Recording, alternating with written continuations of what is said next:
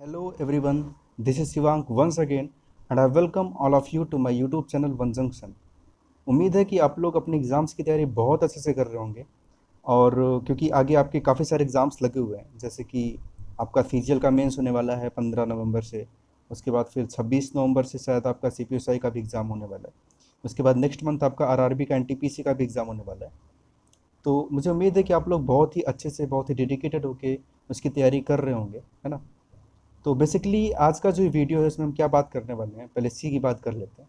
तो आज की इस वीडियो में मैं आपको इंग्लिश को सही तरीके से पढ़ने का, है ना, इंग्लिश को एक राइट अप्रोच से सीखने का एक कंप्लीट स्ट्रेटजी देने वाला हूँ। ठीक है, ये 15 से 20 मिनट का लगभग वीडियो रहेगा, जिसमें आपको एक थॉरो कह सकते हैं कि थॉरो आपको जानकारी देने वाला हूँ, जिससे आपको पता चले कि इंग्लिश को सीखने का एक राइट अप्रोच क्या है ना, कि किस अप्रोच से हम इंग्लिश को सीख सकते हैं बहुत ईजिली, बहुत ही कम समय में। बहुत ही कम समय मतलब 4-5 महीने का आपको टाइम लगेगा।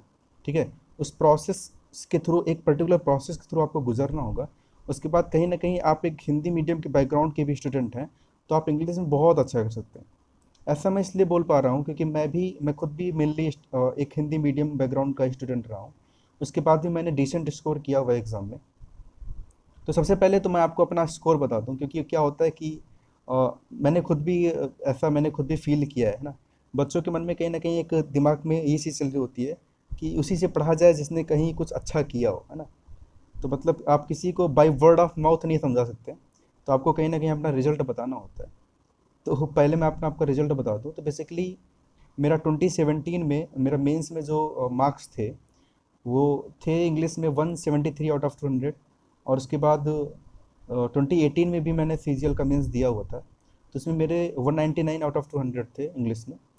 तो कहीं ना कहीं कह सकते हैं कि एक हिंदी मीडियम बैकग्राउंड के स्टूडेंट के लिए एक अच्छे स्कोर है ना।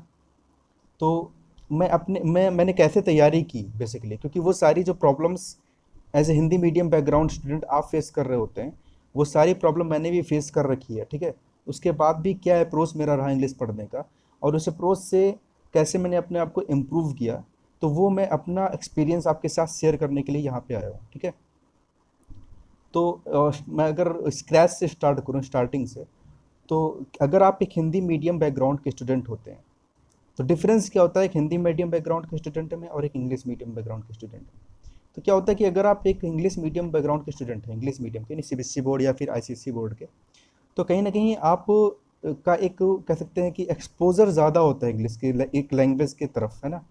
एक लैंग्वेज के प्रति आपका एक्सपोजर ज़्यादा होता है। ठीक है, यानी आप लैंग्वेज के साथ काफ़ी समय गुजार चुके होते हैं जाने अनजाने में, क्योंकि आपके सारे सब्जेक्ट्स होते हैं हिंदी को छोड़ करके, वो सारे के सारे इंग्लिश में होते हैं। ठीक है, तो आप अगर आप नहीं भी चाहते हैं कि इंग्लिश पढ़ें, फिर भी आपको इंग्लिश पढ़नी पड़ती है ना। तो आप उस माहौल में आ जाते हैं। ठीक है, लेकिन हिंदी मीडियम बैकग्राउंड से के जो बच्चे होते हैं या फिर एस्पिरेंट्स होते हैं, उनके साथ प्रॉब्लम क्या है इंग्लिश के लिए। तो बेसिकली क्या होता है कि उनके जो सारे सब्जेक्ट्स होते हैं वो हिंदी में होते हैं। ठीक है, इंग्लिश को छोड़ करके, और वो फिजिक्स, केमिस्ट्री, मैथ्स और या फिर अदर कुछ सब्जेक्ट्स होते हैं, उनमें उतना टाइम दे रहे होते हैं कि उनके पास टाइम नहीं बचता कि वो इंग्लिश सही से पढ़ पाएँ। हाँ, इस बात को हम इग्नोर करते हुए चल रहे हैं एक्सेप्शंस को, कि जिसका एक खास कोई इंटरेस्ट हो इंग्लिश में। बाकी सारे लोग अपना सारा टाइम फिजिक्स, केमिस्ट्री, मैथ्स पढ़ने में लगा देते हैं, जिसकी वजह से उनका इतना एक्सपोजर नहीं हो पाता इंग्लिश के प्रति। ठीक है, इसी वजह से कहीं ना कहीं वो आके जब कंपटीशन में बैठते हैं, ठीक है, तो उनका कंपटीशन ऑल इंडिया लेवल का होता है, और वो compete करते हैं ऐसे स्टूडेंट के साथ, है ना, जो सीबीएसई बोर्ड से ही पढ़े होते हैं। ठीक है, जिनकी पढ़ाई सीबीएसई बोर्ड में ही हुई होती है, तो कहीं ना कहीं वो पीछे रह जाते हैं। ठीक है, तो हिंदी मीडियम स्टूडेंट के साथ प्रॉब्लम क्या होती है कि उनका मतलब स्ट्रॉन्ग पॉइंट पे पहले जिक्र करें तो उनका मैथ्स ठीक ठाक है, अगर वो अच्छे से पढ़े हैं एकेडमिक्स में, मैथ्स ठीक ठाक होती है। जिनकी मैथ्स अच्छी होती है उनकी रीजनिंग भी अच्छी होती है। जीएस में क्या है, अगर आप पढ़ते हैं तो आपको आ ही जाता है।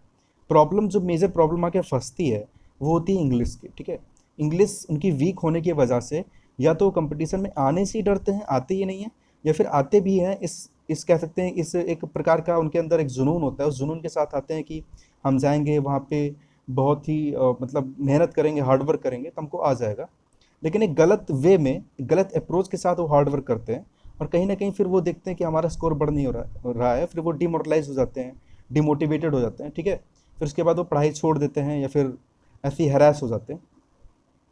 तो इसी वजह से मैं आपके सामने यहाँ पे उपस्थित हुआ हूँ, है ना, इस चीज़ के बारे में चर्चा करने के लिए कि अगर आप एक हिंदी मीडियम बैकग्राउंड के भी स्टूडेंट हैं तो आप बहुत ही अच्छा स्कोर बहुत ही ईजिली कर सकते हैं। बस आपको पता होना चाहिए कि इंग्लिश पढ़ने का सही तरीका क्या है। तो सबसे पहले मैं आपको बताऊं कि अगर आप एक हिंदी मीडियम बैकग्राउंड के स्टूडेंट हैं तो जो मेरा खुद का एक्सपीरियंस रहा है ना, क्योंकि जब मैं पढ़ाई करता था तो एक ग्रुप में पढ़ाई करता था तो सारे लोग आपस में अपनी प्रॉब्लम शेयर करते थे। तो बेसिकली मेरा जो ग्रुप था उसमें लगभग सभी लोग हिंदी मीडियम बैकग्राउंड के ही थे। तो प्रॉब्लम क्या होती है कि जब आप एकेडमिक्स से आते हैं अचानक से कंपटीशन में, ठीक है, तो इंग्लिश को आप कैसे देखते हैं। बेसिकली आप इस कोचिंग को ज्वाइन भी करते हैं तो वहाँ भी ऐसे ही बताया जाता है कि इंग्लिश को दो पार्ट में डिवाइड किया जाता है। पहला पार्ट होता है ग्रामर और दूसरा जो पार्ट होता है वो है वोकेबलरी, ठीक है। तो हम क्या सोचते हैं कि हम ग्रामर के रूल्स और रेगुलेशंस याद कर लेंगे, है ना, थॉरली किसी बुक से या फिर किसी टीचर ने पढ़ा दिया। उसके बाद वोकैब याद कर लेंगे। वोकैब याद करने का तरीका क्या होता है कि बेसिकली कुछ प्रीवियस ईयर में जो वोकेबलरीज आई होती हैं, ठीक है, उसका कलेक्शन होता है ना, किसी बहुत सारी बुक्स मार्केट में अवेलेबल हैं, आप कोई ले लेते हैं उसको याद कर डालते हैं पूरा, ठीक है। उसका सिनोनिम्स याद हो गया, एंटोनिम्स याद हो गए, है ना, वन वर्ड होता है, इडियम फ्रेजेस होते हैं, काफ़ी सारी चीज़ें होती हैं। तो आप पूरा उसको याद कर लेते हैं। फिर आप सोचते हैं कि अब हमारी इंग्लिश कंप्लीट, यानी आप बेसिकली क्या करते हैं, दो टाइप में इंग्लिश को डिवाइड करते हैं। एक ग्रामर होती है और दूसरा वोकेबलरी होती है। फिर आप उसको ग्रामर पढ़ लेते हैं एक बार अच्छे से, वोकेबलरी याद कर लेते हैं, उसके बाद एग्ज़ाम में बैठते हैं तो आपके 50 में 30 मार्क्स 35 मार्क्स ऐसे लगभग आ जाते हैं। तो अगर एवरेज पेपर है तो फिर आप सोचते हैं कि ठीक है इंग्लिश ठीक है मेरी, मैंने एक बार ही पढ़ा है तो आगे इम्प्रूव होगा। फिर क्या होता है कि आप दोबारा, फिर क्या होता है कि आप धीरे धीरे ऐसे मार्क्स देते जाते हैं, लेकिन आपका स्कोर क्या होता है कि एक पर्टिकुलर रेंज में ही फंस जाता है, उसके ऊपर मतलब अटक सा जाता है, उसके ऊपर आप बढ़ते नहीं हैं, है ना। फिर आप क्या करते हैं, आप सोचते हैं कि प्रॉब्लम कहीं ना कहीं मैंने पढ़ने में छोड़ दी है। अच्छा, अब आपके लिए इंग्लिश क्या है, ग्रामर और वोकेबलरी। फिर आप दोबारा से ग्रामर पढ़ते हैं, ग्रामर के रूल्स रिवाइज करते हैं कि नहीं करते हैं, आपको पता होगा। अपने आप से सवाल कीजिएगा तो आपको पता चलेगा कि यही करते हैं। आप ग्रामर के रूल्स पढ़ते हैं, फिर से वोकेबलरी रिवाइज करते हैं, कुछ फिर से जो प्रीवियस ईयर पेपर कर रहे होते हैं आप वो करते हैं, फिर से मॉक देने बैठते हैं, कोई नया पेपर आ गया, फिर आप गड़बड़ कर जाते हैं। फिर आपको लगता है कि मेरा स्कोर बढ़ नहीं रहा है। मेरे खुद की भी कुछ दोस्त ऐसे रहे हैं या फिर खुद जूनियर्स होते हैं ना, जो फ़ोन किया करते हैं, पूछते रहते हैं कि कैसे इम्प्रूव किया जाए भैया, है ना, कि मतलब मेरे स्कोर बढ़ नहीं रहे हैं, मैं कई सारे मार्क्स दे चुका हूँ लेकिन 140 150 या फिर कई लोग बोलते हैं 110 120 ऐसे स्कोर आ रहा है, तो कैसे इसको इम्प्रूव किया जाए, ठीक है। तो मैं बताता रहता हूँ उनको, फिर वो करते हैं, फिर बोलते हैं कि हाँ इम्प्रूवमेंट है। तो हाँ, तो मैं क्या बोल रहा था कि आप कैसे देखते हैं कि ग्रामर है और वोकेबलरी है, दो पार्ट में आप डिवाइड करते हैं और उसी पे काम करते हैं। लेकिन एक मेजर पार्ट है जो आप छोड़ देते हैं, वो होता है रीडिंग का, ठीक है। तो सबसे पहले तो मैं इंग्लिश को समझाऊँ कि इंग्लिश है क्या। तो इंग्लिश बेसिकली एक लैंग्वेज है, ठीक है। तो लैंग्वेज में क्या चीज़ें होती हैं, देखो लैंग्वेज, आप हिंदी जानते हैं ना, हिंदी, आपको हिंदी का पेपर दिया जाए तो शायद आप कभी ना पढ़े हो हिंदी की ग्रामर, लेकिन आप फिर भी आपकी समझ के हिसाब से आप ठीक ठाक स्कोर कर देंगे, ठीक है। और खासकर ऐसी चीज़ें जैसे कि कोई रीडिंग कंप्रहेंशन हो गया, जिसको हिंदी में बोलते हैं अपठित गद्यांश, उसके क्वेश्चंस को पढ़ के उसका आंसर देना होता है। उसमें आप 5 क्वेश्चन आते हो तो आप पाँचों सही कर देंगे या 4 सही कर देंगे बहुत आराम से, है ना। आपसे रेयरली कोई गलती होगी अगर आपकी हिंदी ठीक ठाक है तो, है ना। हिंदी सबकी सही होती है, तो आपको हिंदी पढ़ना आता है तो बस, ठीक है। तो यानी कह सकते हैं कि आपने हिंदी को कभी आपने पढ़ा भी नहीं होता है उतना ध्यान से, उसके बाद भी आप हिंदी में अच्छा स्कोर कर जाते हैं। तो कहीं ना कहीं आप समझ रहे हैं ना, मामला क्या है कि आपका हिंदी के प्रति एक्सपोजर ज़्यादा है, आपने हिंदी के साथ समय ज़्यादा व्यतीत किया है, ठीक है। इसी वजह से आपको हिंदी जाने अनजाने में आ गई है ना। हिंदी आपके माहौल में, आपके परिवेश में, आप हिंदी के माहौल में, हिंदी के परिवेश में ढल गए हैं, ठीक है। तो यही चीज़ होती है ना। इसी चीज़ को हमको इंग्लिश पे भी अप्लाई करना है, ठीक है। अब इंग्लिश भी क्या है, एक लैंग्वेज है, ठीक है। तो लैंग्वेज को सीखने का तरीका क्या है, देखिए अब ये समझेंगे कि इंग्लिश लैंग्वेज में ग्रामर में डिफरेंस क्या है, ठीक है। आपको लगता है कि ग्रामर जो पूरा है वही पूरी लैंग्वेज है, ये बहुत ही गलत नज़रिया है इंग्लिश को देखने का। इंग्लिश जो है वो एक पूरी लैंग्वेज है जो इवॉल्व हुई है ना, मतलब स्टार्ट हुई थी, फिर उसके बाद धीरे धीरे करके ये इवॉल्व होती है। कोई भी लैंग्वेज होती है वो अचानक से एक दिन, ऐसा नहीं कि किसी ने वो सोचा कि आज चलो इंग्लिश बना देते हैं, आज बैठते हैं पूरी की पूरी इंग्लिश की बुक लिख डालते हैं, आज से इंग्लिश एक नया सब्जेक्ट बन जाएगा, ऐसा नहीं होता है। जैसे सारे सब्जेक्ट्स इवॉल्व होते हैं, धीरे धीरे डिस्कवरीज होती हैं, इन्वेंशंस होते हैं, ठीक है। वैसे ही आपका इंग्लिश है, ठीक है। इंग्लिश में भी जैसे जैसे मतलब एक प्रचलन होता है ना, उसी हिसाब से नए नए वर्ड्स जो होते हैं वो इवॉल्व होते रहते हैं, ठीक है। या फिर नया नया जो कह सकते हैं पैटर्न होता है ना, नए नए फॉर्मेट्स होते हैं वो इवॉल्व होते रहते हैं, ठीक है। तो बेसिकली क्या है कि लैंग्वेज जो है वो पहले आती है ना, लैंग्वेज एक इवोल्यूशन है ना, लैंग्वेज एक इवॉल्व हुआ है, ठीक है, उसकी एक हिस्ट्री रही है। तो उसी को क्या होता है कि कुछ लोगों ने सोचा कि उन लोगों के लिए जो हिंदी भाषी एरिया, इंग्लिश भाषी एरिया से नहीं आते, उन लोगों को इंग्लिश अच्छे से सिखाने के लिए, उन लोगों को तक इंग्लिश आसानी से पहुंचाने के लिए एक नया तरीका ईजाद करते हैं कि हम क्या करते हैं कि इंग्लिश के कुछ रूल्स को, कुछ पैटर्न्स को पकड़ के, इंग्लिश के कुछ पैटर्न्स को पकड़ के उसको रूल की का फॉर्म दे देते हैं, है ना। तो बेसिकली ग्रामर क्या है कि कुछ पैटर्न्स पकड़े गए इंग्लिश में कि ये पैटर्न्स है ना, एक टाइप का पैटर्न पकड़ा गया और उसको बोल दिया गया कि रूल है ना। तो आप समझ सकते हैं कि लैंग्वेज पहले आई है और रूल को, लैंग्वेज को आसानी से सीखने के लिए ग्रामर का फॉर्म दे दिया गया, रूल्स को इकट्ठा करके, रूल्स को एक कंबाइंड फॉर्म में अरेंज करके, इसी को बोला जाता है ग्रामर, ठीक है। तो आप अभी तक अगर इस सोच के साथ इंग्लिश पढ़ रहे थे कि ग्रामर पढ़ के हमको इंग्लिश आ जाएगी, तो ये गलत तरीका है। ग्रामर पढ़ना ज़रूरी है। ज़रूरी क्यों है? क्योंकि ग्रामर आपको कहीं ना कहीं एक, कह सकते हैं कि एक शॉर्टकट तरीका है ना, जिससे आप थोड़ा बहुत समझ सकते हैं कि इंग्लिश के रूल्स रेगुलेशन क्या है। उससे आपका कुछ, मतलब जो भी आप एग्ज़ाम में पेपर देते हैं तो काफ़ी सारे क्वेश्चन उसी पे बेस्ड होते हैं, तो आप उसको आसानी से कर जाएंगे। लेकिन आपका पूरा का पूरा अगर लैंग्वेज समझना है ना, ठीक है, तो कहीं ना कहीं आपको लैंग्वेज का एक स्ट्रक्चर या फॉर्मेट पूरा समझना है ना, तो आपको कहीं ना कहीं ग्रामर से ऊपर उठना होगा, ठीक है। अब ग्रामर से ऊपर उठने का मतलब क्या है? जैसे आप अगर हिंदी मीडियम बैकग्राउंड के स्टूडेंट हैं, तो आप जब भी एग्ज़ाम में जाते होंगे एग्ज़ाम देने, या फिर जब भी आप मॉक कर रहे होते हैं या कोई भी प्रैक्टिस पेपर कर रहे होते हैं, तो आपकी मेनली प्रॉब्लम कहाँ पे होती है? आपने ऑब्जर्व किया होगा कि जहाँ भी रीडिंग कॉम्प्रहेंशन आता है, जहाँ पे क्लोज टेस्ट आते हैं, जहाँ पे पैरा जंबल आते हैं, वहाँ पे आपको प्रॉब्लम ज़्यादा होती है कि नहीं होती है? तो ये क्यों होता है? क्योंकि ग्रामर में वो नहीं दिया हुआ है, क्योंकि ग्रामर के रूल्स में तो पैराजम्बल नहीं है, ग्रामर के रूल्स में तो क्लॉज टेस्ट नहीं है, ग्रामर के रूल्स में तो आपका PQRS यानी पैराजम्बल नहीं आ रहा है, ठीक है, रीडिंग कंप्रहेंशन नहीं आ रहा है, या फिर फिल इन द ब्लैंक्स भी आते हैं, ठीक है। तो ये सारे ग्रामर के रूल्स में नहीं आ रहे हैं, ठीक है। तो उस वजह से आप उसको गड़बड़ कर जाते हैं।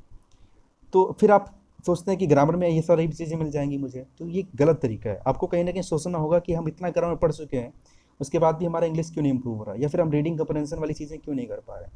तो ना कर पाने का रीज़न सीधा सीधा ये है कि इंग्लिश के साथ आपका एक्सपोजर नहीं रहा है, आपका कनेक्शन नहीं रहा है, आपका जुड़ाव नहीं रहा है, ठीक है। तो कहीं ना कहीं आपको इंग्लिश को समझने के लिए इंग्लिश को पढ़ना पड़ेगा, सुनना पड़ेगा, फिर धीरे धीरे आपकी हैबिट हो जाएगी, आप लिखने भी लगेंगे, ठीक है। तो कहीं ना कहीं आपको उस माहौल में लाना होगा अपने आप को। अब माहौल में लाने का तरीका क्या है? क्योंकि आप ब्रिटेन में तो रह नहीं रहे हैं, आप किसी रिमोट एरिया में रह रहे हैं, गांव में रह रहे हैं, छोटे कस्बे में रह रहे हैं, तो वहाँ का माहौल भी ऐसा नहीं रहता है कि आप किसी के साथ इंग्लिश में बोल लें, है ना, ऐसा भी नहीं है। तो इस वजह से आपको कहीं ना कहीं इंग्लिश को पढ़ना ही आपके पास एक बेस्ट सुटेबल ऑप्शन है, ठीक है। तो आपको क्या करना है, मैं अब डिटेल में बताऊँ, तो आपको क्या करना है कि जो आप छोड़ रहे हैं, जो चीज़ आप से अनछुई अनटच्ड रह जा रही है, वो है रीडिंग पोर्शन। तो आपको इंग्लिश पढ़ना शुरू करना पड़ेगा, ठीक है। अब पढ़ना कैसे है उसके बारे में थोड़ा थोड़ा आपको डिटेल में समझाऊँ। तो पढ़ने के लिए क्या करना है आपको कि जैसे कि बहुत सारे सोर्सेज हैं, है ना। कुछ लोग एडिटोरियल्स पढ़ने लगते हैं डायरेक्टली। अब कहते हैं ना कि जैसे आपको तैरना आया नहीं कि आप समुंदर में कूद गए, ऐसा नहीं करना है ना। क्योंकि अगर आपकी इंग्लिश एकदम वीक है तो आप एडिटोरियल्स आपको बाउंस कर जाएगा, आपको समझ में नहीं आएगा। क्योंकि मेरा खुद का एक्सपीरियंस ये रहा है ना। अब ऐसा नहीं कि डायरेक्टली आपको कुछ नहीं आ रहा, आभासा नहीं आ रहा है और आप उठा के पूरा रामायण पढ़ जाइए, ऐसा नहीं होता। तो आपको एक, कह सकते हैं, प्लान्ड तरीके से पढ़ना होगा। अगर आपकी इंग्लिश बहुत ही वीक है तो आप छोटे बच्चों की बुक्स पढ़िए, 6th 7th की, या फिर आप यूट्यूब पे जाएंगे तो वहाँ पे आप किड्स स्टोरीज डाल दीजिए ऐसे कुछ करके, ठीक है। तो वहाँ पे आपको इंग्लिश में समझाएगा वो पिक्चर्स के साथ में, तो आपको समझ में आएगा। तो आप छोटी छोटी बच्चों की बुक्स पढ़िए जहाँ पे आसान आसान से पैराग्राफ्स लिखे होते हैं, ठीक है। आप उसको पढ़िए, स्टोरीज पढ़िए, नॉवल पढ़िए किड्स की, ठीक है। उसके बाद फिर आगे चल के आप थोड़े से छोटे छोटे पैसेजेस पढ़ सकते हैं, जैसे कि LDC का, MTS का, यानी ये प्रोसेस होगा। तो कहीं ना कहीं मैं आपसे क्या कहना चाह रहा हूँ, जो क्रक्स है वो ये है कि आपको रीडिंग करनी होगी। वो आपका लेवल अपने आप को आपको ऑब्जर्व करना है कि आप कहाँ पे स्टैंड कर रहे हैं। आपको समझ में आता है एडिटोरियल्स तो आप पढ़िए, अगर वो नहीं समझ में आ रहा है तो उससे पीछे हटिए, अगर वहाँ भी नहीं समझ में आ रहा है तो और नीचे अपना लेवल लाइए। यानी आप स्टार्टिंग से आपको पढ़ना होगा जहाँ से आपको समझ में आ रहा है अभी। हाँ, पढ़ने की हैबिट डालिए, आराम आराम से पढ़िए। हाँ, जो वर्ड नहीं आ रहा उसको कैसे देखना है। अब वर्ड को याद करने का भी तरीका लोगों का एकदम गजब होता है ना। क्योंकि गलत तरीका होता है, कहने का मतलब गजब मतलब गलत ही है। तो गलत तरीका कैसे होता है, जैसे कि आप क्या करते हैं, कोई भी प्रीवियस ईयर की बुक उठा लिए या फिर कोई ऐसी बुक उठा ली जहाँ पे प्रीवियस ईयर की वोकेबलरीज दी हुई है, आप उसको याद करते हैं। कैसे याद करते हैं? उस वर्ड को पढ़ते हैं, उसका स्पेलिंग भी आप देख लेते हैं अगर होशियार है तो, उसके बाद उसकी हिंदी देखते हैं, सिनोनिम्स याद करते हैं, एंटोनिम्स याद करते हैं, ख़त्म। ठीक है, इतना ही हम ऐसे ही पढ़ते हैं। और अगर नहीं आता है वर्ड तो उसको हम कहाँ देखते हैं? हिंदी डिक्शनरी में, इंग्लिश टू हिंदी डिक्शनरी खोलते हैं, वहाँ देख लेते हैं, हिंदी देखते हैं, आगे बढ़ जाते हैं। अब आपको क्या होता है कि इसी वजह से आप क्लोज टेस्ट में गड़बड़ कर जाते हैं। पहली बात तो आपने रीडिंग नहीं करी हुई है, दूसरी बात क्या है, आपकी वर्ड की सही नॉलेज भी नहीं है। ठीक है, होता क्या है कि आप कोई भी पर्टिकुलर वर्ड देखें, ठीक है, तो आप उसको कहीं अच्छी डिक्शनरी में डालिएगा, जैसे कि ऑक्सफोर्ड एडवांस लर्नर डिक्शनरी आती है। तो सबसे पहले तो आप क्या करेंगे, अपने फ़ोन में एक डिक्शनरी इंस्टॉल कर लेंगे, प्ले स्टोर पे मिल जाएगी, उसका नाम है ऑक्सफोर्ड एडवांस्ड लर्नर्स डिक्शनरी। ठीक है, आप इसको इंस्टॉल कर लीजिए। कोई भी वर्ड आपको नहीं आता है तो आज अभी आप हिंदी डिक्शनरी जो आप इंग्लिश टू हिंदी देखते हैं वो अभी से बंद कर दीजिए। ठीक है, आपको देखना भी है तो आप खाली उसका हिंदी देखने के लिए देखिए, उसको समझने के लिए, वर्ड को आप हिंदी देख के समझ नहीं सकते हैं। ठीक है, इसको समझने के लिए आपको एक अच्छी डिक्शनरी रखनी होगी, जैसे मैंने आपको एक डिक्शनरी बताई है ना, ऑक्सफोर्ड एडवांस्ड लर्नर डिक्शनरी। ठीक है, तो उसमें आप उस वर्ड को डालेंगे तो उसके क्या होते हैं कि आप कई सारे एग्जाम्पल मिलते हैं और अलग अलग कह सकते हैं कॉन्टेक्स्ट में उसका अलग अलग मीनिंग मिलता है। ठीक है, तो ये होती है वर्ड की सही पहचान, कि कोई भी वर्ड अगर आप देख रहे हैं तो आपको ये भी पता होना चाहिए कि किस कॉन्टेक्स्ट में यूज़ होना है। मेरी बात समझ रहे हैं? जैसे आपने देखा होगा कई सारे ऐसे वर्ड्स होते हैं जिनका मतलब सेम होता है लेकिन वो अलग अलग कॉन्टेक्स्ट में यूज होते हैं। ठीक है ना, तो मेरे कहने का मतलब यही है कि आपको इंग्लिश के जो वर्ड्स हैं वो भी कॉन्टेक्स्ट में सीखने हैं। ठीक है ना, तो इसीलिए आपको क्या करना है कि जैसे आप कोई भी वोकेबलरीज का कोई भी वर्ड पढ़ रहे हैं तो आपको वर्ड अगर नहीं आ रहा है तो उसको आप एक अच्छी डिक्शनरी में जाएंगे, डालेंगे, उसके बाद उसको आप थॉरली देखेंगे कि क्या क्या एग्जाम्पल्स हैं, किस सेंस में यूज़ हो रहा है। अभी क्या होता है कि आप क्लोज टेस्ट करने बैठते हैं, आपने सिनोनिम्स किसी एक पर्टिकुलर वर्ड के 2 3 4 सिनोनिम्स याद कर लिए। अब जब आप क्लोज टेस्ट करने बैठे तो ऐसा हुआ कि कहीं एक ब्लैंक में एक वर्ड फिल करना है और 4 ऑप्शन दिए गए हैं और 4 में से जो 3 ऑप्शन है वो एक दूसरे के सिनोनिम्स हैं। अब आप हो जाते हैं कन्फ्यूज़ कि अब कौन सा वाला ऑप्शन हम वहाँ पे क्लिक करेंगे। ठीक है, तो चूंकि आपको वर्ड की सही नॉलेज नहीं है इस वजह से आप क्या करते हैं, गड़बड़ कर देते हैं इसको। ठीक है, फिर आप सोचेंगे क्लेम करेंगे ये सारे वर्ड तो सेम है, सेम नहीं है, आपने गलत तरीके से पढ़ा हुआ है।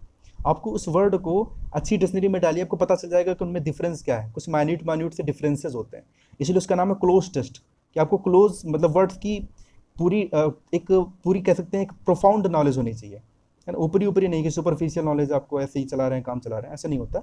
आपको वर्ड्स को पूरा उसका हुलिया पता होना चाहिए, इसका मतलब क्या है, कहाँ पे यूज़ होता है, कॉन्टेक्स्ट में आपको समझना है। तो रीडिंग उसका बहुत ही सही अप्रोच है, सही तरीका है, क्योंकि आप जब रीडिंग कर रहे होते हैं तो वर्ड कॉन्टेक्स्ट में आते हैं, है ना, कोई भी वर्ड आप देख रहे हैं तो उस कॉन्टेक्स्ट में आता है, तो आपको उसका पार्ट स्पीच पता चल जाता है, उसका उस पर्टिकुलर जगह पे उसका मतलब क्या है ये भी पता चल जाता है।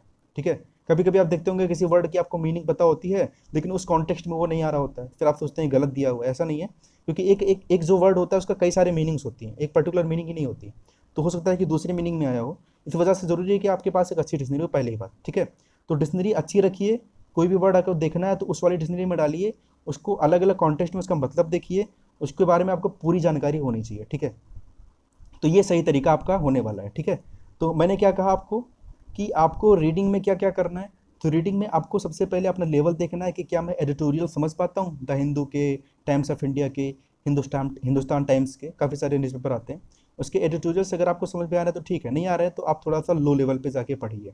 ठीक है, आपको यूट्यूब पे भी मटेरियल्स मिल सकते हैं, ठीक है, अगर आप सर्च करेंगे।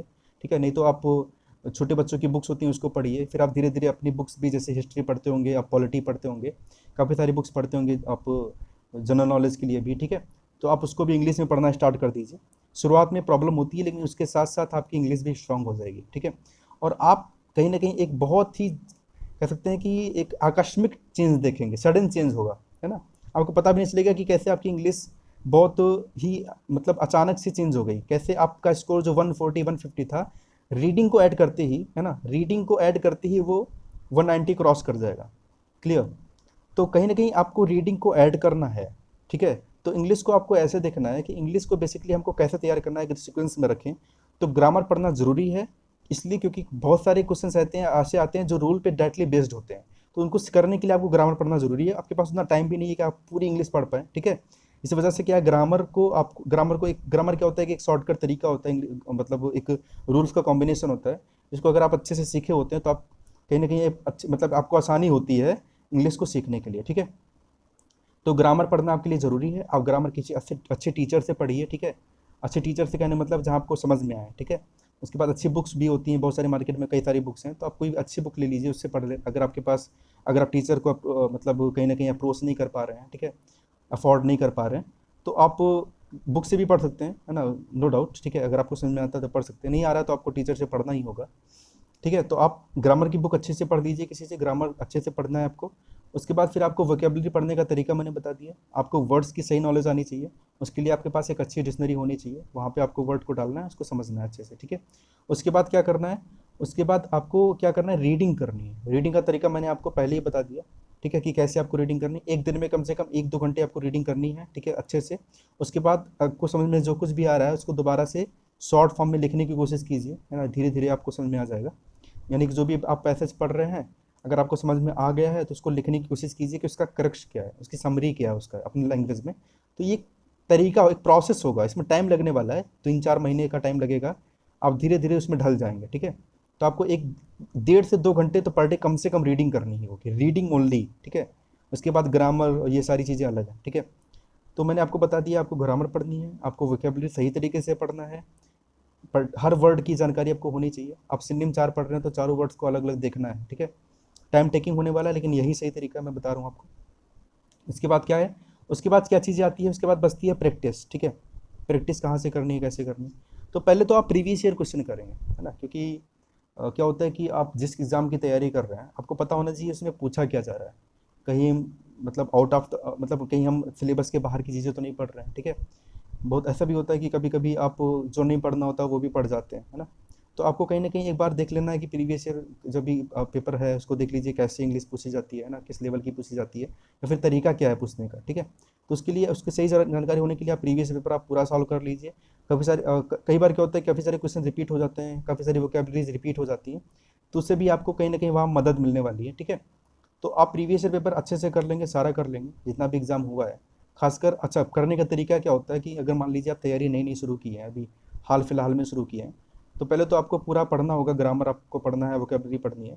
उसके बाद अगर आप कभी मतलब प्रीवियस पेपर करने जाते हैं तो करने का तरीका क्या है कि आप रिसेंट से स्टार्ट कीजिए और पीछे जाइए। नहीं, रिसेंट जो पेपर हो रहा है वहाँ से स्टार्ट कीजिए, फिर पीछे जाइए। क्योंकि क्या होता है कि जो नया ट्रेंड होता है ना, ज़्यादातर उसी पे क्वेश्चन बेस आते हैं, ठीक है। तो आपको पहले, आपके लिए इंपॉर्टेंट वो है जो भी हाल फिलहाल का पेपर हुआ है, ठीक है। तो आप वहाँ से स्टार्ट कीजिए और पीछे जाइए, ठीक है।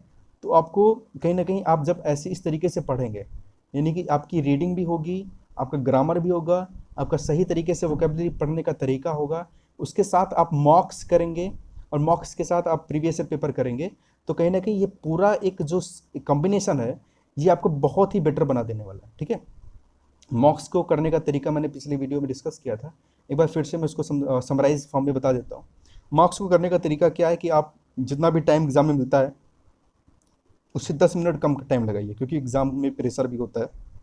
वहाँ पे अगर आपको 2 घंटा मिल रहा है तो आप 1 घंटा 50 मिनट लगाइए, ठीक है। टाइम, उतना टाइम अपने आप को दीजिए कि मेरे पास इतना ही टाइम है। उसके बाद एग्ज़ाम करिए। एग्ज़ाम करने के बाद आपको क्या करना है, आपको उसको एनालाइज करने में जितना एग्ज़ाम में टाइम दिए हैं उससे कम से कम 1 घंटा ज़्यादा आपको इसको एनालाइज करना है। एनालाइज कैसे करना है कि जो चीज़ें आपको नहीं आ रही हैं उसको पॉइंट आउट कीजिए कि ये चीज़ें मुझे अभी समझ में नहीं आ रही हैं, ठीक है। क्योंकि क्या होता है कि आप मॉक्स देते क्यों हैं, मॉक्स देने का मेन रीज़न होता है स्पीड, तो होता ही है कि स्पीड बढ़ानी है।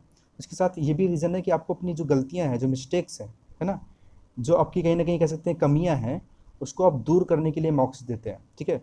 तो कहीं ना कह सकते हैं कि जो हमारा एम है ना, तो उसको हमको फुलफ़िल करना है उसके साथ, ठीक है। ऐसा नहीं कि मॉक दे रहे हैं, एक मॉक दिया, उसके नंबर कैलकुलेट किए, उसके बाद आगे बढ़ गए, स्किप कर गए, ऐसे ये गलत तरीका होता है, ऐसे आप इंप्रूव नहीं करेंगे। तो आपको मॉक्स देने के बाद उसको एनालाइज करना है कि हम गलती कहाँ पे कर रहे हैं, जो चीज़ें हमको नहीं आ रही है, जो वर्ड्स नहीं आ रहे हैं उसको अलग से नोट कर लीजिए, या फिर उसको डिक्शनरी में देख लीजिए। ऐसे करके आप धीरे धीरे बढ़ सकते हैं, ठीक है। उसके बाद इंग्लिश को हैबिट में लाइए, है ना, मतलब आप खाली बैठे हैं तो यूट्यूब वगैरह पे आप जाके इंग्लिश के लेक्चर्स देख सकते हैं, कुछ भी देख रहे हैं तो आप इंग्लिश में देखने की कोशिश कीजिए। खुद से भी कभी कुछ लिखने के लिए ट्राई कीजिए कि खुद से भी आप कुछ इंग्लिश में लिख रहे हैं। कह सकते हैं कि आपको इंग्लिश को अगर आप 4-5-6 महीने या फिर ऐसे ही धीरे धीरे आपकी हैबिट पड़ गई तो आप 1 साल तक अगर एक बार हैबिट में ले आए ना, तो इंग्लिश आपके लिए एक फ़न होने वाला है, ठीक है।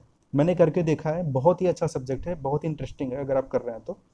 तो ये सही अप्रोच होता है इंग्लिश को पढ़ने का। मुझे उम्मीद है कि आप लोग को समझ में आया होगा। मैं एक बार फिर से समराइज कर दूं, तो इंग्लिश को आपको कैसे सीखना है। तो सबसे पहले पहले मैंने तो बोला कि ग्रामर आपको सही तरीके से सीखना है। एक्चुअली मैं ग्रामर तो यहाँ पढ़ा नहीं सकता 20-25 मिनट की वीडियो में, लेकिन ग्रामर को आप कहीं भी किसी ऐसे अच्छे टीचर से पढ़ लीजिए, ठीक है।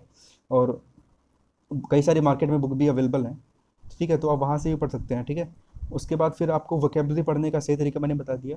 आपको हर पर्टिकुलर वर्ड का अलग अलग मतलब होता है अलग अलग कॉन्टेक्स्ट में, उसके लिए आप डिक्शनरी में, अच्छी डिक्शनरी में डालिए। उसके बाद हर कॉन्टेक्स्ट में समझिए उसका मतलब क्या है वहाँ पे। उसके बाद आपको रीडिंग भी करनी है ना, आपको ग्रामर पढ़ना है, वोकेबलरी पढ़नी है। रीडिंग करने से क्या होगा, आपको हर वर्ड का एक पर्टिकुलर जगह पे पर्टिकुलर कॉन्टेक्स्ट में क्या मतलब है वो समझ में आ जाएगा, ठीक है। और उसके बाद आपको रीडिंग करने से एक फ़ायदा और होता है कि आपको जो पैटर्न्स होते हैं वो खुद दिखने लगते हैं। आपको खुद पता चल जाएगा कि ग्रामर कैसे बनाएगी। आपको ऐसा फील होने लगेगा कि ग्रामर तो हम ही बना सकते हैं, इसमें क्या है, कुछ एक पैटर्न है उसी को उठा के लिख दिया गया, ठीक है। तो आपको धीरे धीरे वो अंदर से वो समझ आने लगेगी कि क्या चीज़ है इंग्लिश, ठीक है। तो आप रीडिंग करिए, है ना, रीडिंग सही अप्रोच से कीजिए, है ना। आप धीरे धीरे समझ के पढ़िए, उसको समझ में आ रहा है, कोई भी एक पैटर्न नहीं समझ में आ रहा तो उसको ज़रूर समझने की कोशिश कीजिए। किसी अपने सीनियर से पूछिए, किसी ऐसे टीचर से पूछिए जो आपको बता सकता है, ठीक है। तो हो सकता है आपको वो मतलब ऐसा नहीं कि स्किप कर देना है, कुछ नहीं आ रहा तो छोड़ दिया, चलो नहीं आ रहा है, ऐसा नहीं होता है। ये फिर आप छोड़ते ही रहेंगे, ठीक है। तो उसको समझ समझ के अच्छे से पढ़ना है, रीडिंग करनी होगी आपको। और उसके बाद हाँ, फिर रीडिंग कैसे करनी है कि नहीं आ रहा है आपको तो थोड़ा लो लेवल का पैसेज पढ़िए। उसके बाद धीरे धीरे करके आपको एडिटोरियल इतना अच्छे से पढ़ देना है कि आप कुछ भी पढ़े तो समझ पाएँ। जैसे द हिंदू का एडिटोरियल होता है, तो उसमें थोड़ी लैंग्वेज जो होती है उसकी, जो इंग्लिश की लैंग्वेज होती है वो थोड़ा सा टफ माना जाता है। तो आपको इतना अच्छा अपना लेवल कर लेना कि वो भी आप आराम से पढ़ जाएँ और समझ सकें, ठीक है। ठीक है, तो मैंने ये बोला कि कैसे रीडिंग करनी है आपको। उसके बाद आपको प्रीवियस पेपर्स करने हैं, उसका करने का तरीका मैंने बता दिया कि मॉक्स कैसे करने हैं आपको। प्रीवियस ईयर पेपर करने से क्या होता है कि आपको पैटर्न पता चल जाएगा। कई सारे एग्जाम्स में क्वेश्चन रिपीट होते हैं, उसका भी आपको आइडिया लग जाएगा, कहीं ना कहीं आपको वो रट जाएगा। तो अगर दोबारा से एग्जाम में क्वेश्चन आ रहा तो आप कर जाएंगे, आराम से कर जाएंगे, ठीक है। उसके बाद मॉक्स करने का मैंने तरीका आपको बता दिया। तो ये कंप्लीट कह सकते हैं कि एक ये कंप्लीट स्ट्रेटजी है इंग्लिश को इम्प्रूव करने के लिए, ठीक है। तो इस तरीके से अगर आप करेंगे तो आप बहुत ही अच्छा स्कोर करने वाले हैं अपने एग्जाम्स में, क्योंकि मैंने खुद फॉलो किया है। और काफ़ी सारे लोगों ने जो मुझसे पूछने आते थे मैंने उनको बताया है, और इन्होंने ऐसा करके कुछ ना कुछ कह सकते हैं कि अपने अंदर इम्प्रूवमेंट देखी है। तभी मैं आपको आपके साथ यहाँ पे शेयर करने के लिए आया, ठीक है। मुझे ऐसा फील हुआ कि मुझे ये चीज़ लोगों तक पहुँचानी चाहिए ताकि और सभी लोगों को भी फ़ायदा हो सके, ठीक है।